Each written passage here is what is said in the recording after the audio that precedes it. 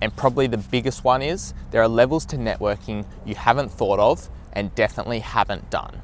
I still think LinkedIn is one of the best avenues to get in contact with new coaches, scouts, agents, you name it.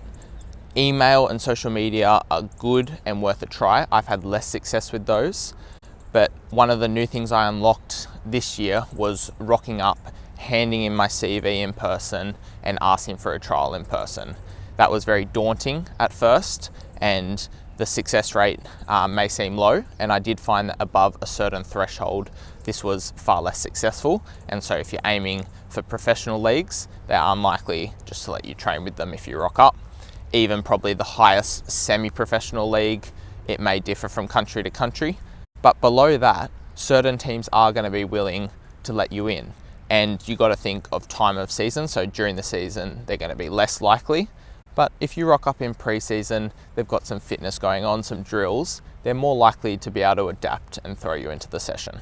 And I think one of the things I've learnt that I need to take into 2025 and beyond is to be more willing, more pursuant of these opportunities. You're going to face a lot of no's. You have to be armed with that mindset that if I'm not getting at least 5 rejections a week, you're not asking enough questions, because there's going to be plenty of rejections, and that's why you have to fortify your mind, have that mindset that it's good to be rejected because it means you're asking the questions, you're getting in contact with people. And you have to really remember that at the end of the day, you've got nothing to lose. You're not in that team already, so asking and getting a no isn't the end of the world.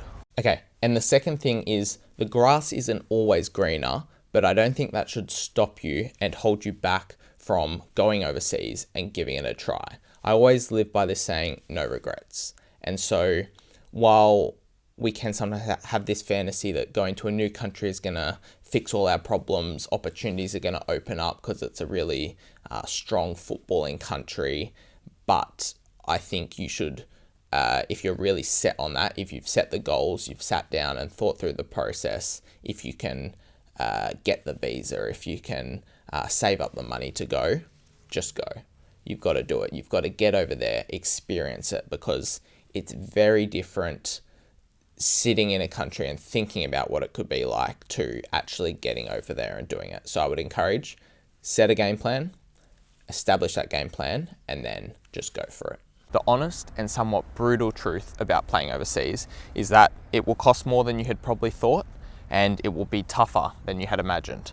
So you have to think of costs from accommodation to your transport within the country, to your flights to get to the country, visas if you're going to stay long term.